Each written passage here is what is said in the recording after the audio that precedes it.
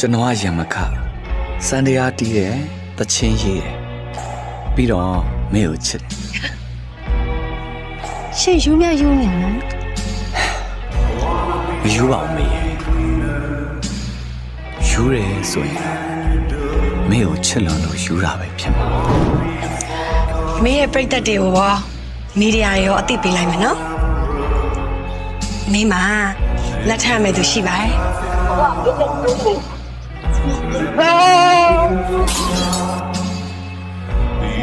မင်းနဲ့ဖူးမှာဘာကိစ္စအကြုံမဲတွေဆွဲနေရတာလဲမင်းကရုပ်ရှင်မင်းသမီးဗျမျက်နှာမှာဒဏ်ရာတစ်ခုရသွားလို့မဖြစ်ဘူးရမခ怎么ဒီအစိတ်ကိုတောက်တယ်ဆို我没看见了ရှင့်ကိုရမ်းမုန်းလို့တောက်